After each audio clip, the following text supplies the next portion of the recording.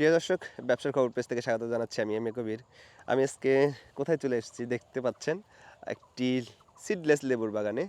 এই যে বাংলাদেশের কৃষকরা যেই চাষাবাদগুলো করে তার মধ্যে সেসব কৃষককে আমার স্মার্ট মনে হয় যারা একটু ব্যতিক্রমী চাষাবাদ করেন এবং গতানুগতিক যেই চাষাবাদ আছে তার চেয়ে তিনি একটু ভিন্ন আঙ্গিকে ভিন্ন কিছু যদি চাষাবাদ করেন তাহলে তিনি বাজারে ভালো একটা লাভ করতে পারেন। এই যে আমরা যেখানে আসছি তিনি একটু দেখাই, তিনি দেখুন একদম পুরো চড়ার ভিতরে তিনি ৩টি এরকম লেবুর বাগান করেছেন।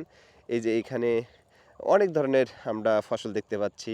কেউ মরিচ, ভুট্টা, আলু, এইখানে নেপিয়ার ঘাস, ওপাশে বেগুন লাগিয়েছে। কিন্তু এই ভদ্রলোক ৩টি এরকম জমিতে লেবু লাগিয়েছেন। তিনি হচ্ছে সিডলেস লেবু লাগিয়েছেন। এই যে এক আঙ্কেলের সাথে কথা হচ্ছিল, তিনি বললেন যে এই লেবু চাষ করা ধান চাষের চেয়ে প্রায় ৩ থেকে ৪ গুণ পরিশ্রম কম হয়ে থাকে এবং যদি আপনি এটা ধরে রাখেন তাহলে অনেক দিন এখান থেকে, অনেক বছর এখান থেকে এই লেবু সংগ্রহ করতে পারবেন। এগুলোর পরিচর্যা তেমন কঠিন নয় এবং লাভের সম্ভাবনাটা অনেক বেশি। এই মুহূর্তে বাজারে, বগুড়া বাজারে এই ছোট সাইজের, মোটামুটি সাইজের এই সাইজের লেবুগুলোই খুচরা বিক্রি হচ্ছে 10 টাকা পিস, আর পাইকারি বিক্রি হচ্ছে 7 টাকা পিস। আর যেগুলো একটু বড় সাইজ সেগুলো হচ্ছে পাইকারি বিক্রি হচ্ছে 15 টাকা পিস, না সরি, পাইকারি বিক্রি হচ্ছে 10 থেকে 12 টাকা পিস এবং খুচরা বিক্রি হচ্ছে 15 টাকা পিস।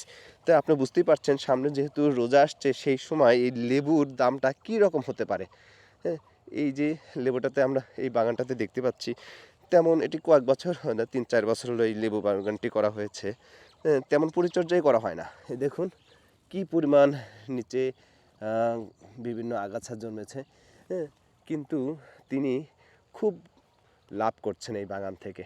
তার বাগানে খুব সুন্দর সুন্দর লেবু, যেহেতু এখন আনসিজন তারপরেও বেশ লেবু ধরে আছে।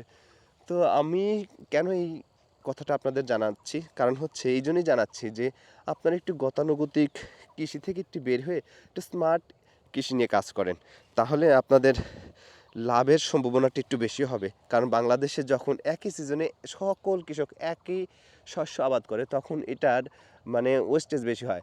আমরা দেখি অনেক সময় এই যে বগুড়া জেলা শেরপুর উপজেলা কিছুদিন আগে 2 টাকা পিসে পাতাকপি, ফুলকপি বিক্রি হয়েছে। এখন মোটামুটি বেশ একটা ভালো দাম পাওয়া যাচ্ছে। তো এই যে এই বিষয়গুলা, যে সবাই যখন একসাথে একই জিনিস আবাদ করে তখন ওটার চাহিদা কমে যায়, উৎপাদন বেড়ে যায়, দাম কমে যায়। যার কারণে যদি আপনারা যদি এরকম একটু ভিন্ন ভিন্ন বিভিন্ন সবজি ফসল নিয়ে কাজ করেন তাহলে আপনার লাভের সম্ভাবনাটা একটু বেশি থাকবে।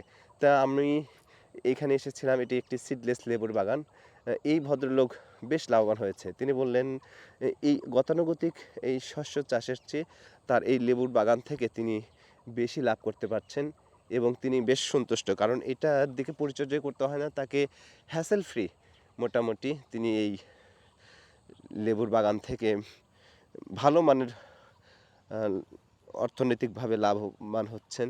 তো যাই হোক, আপনাদের এরকম বিভিন্ন এগ্রিকালচার নিয়ে আমি আপনাদের সবসময় ভিডিও দিয়ে থাকি। তো দেখুন কত পরিশ্রম করে কত দূরে এসেছি। এরকম ভিডিও দেখে যদি আপনার যদি উপকার হয়ে থাকে, আপনার যদি কোনো ইনফরমেশন পেয়ে উপকৃত হন, তাহলে প্লিজ আমাদের এই পেজটি লাইক দিবেন, সাবস্ক্রাইব করবেন, শেয়ার করবেন। ভালো থাকবেন। আবার নিত্য নতুন বিভিন্ন ব্যবসার রিলেটেড আইডিয়া নিয়ে আপনাদের সামনে আসবো। আল্লাহ হাফেজ।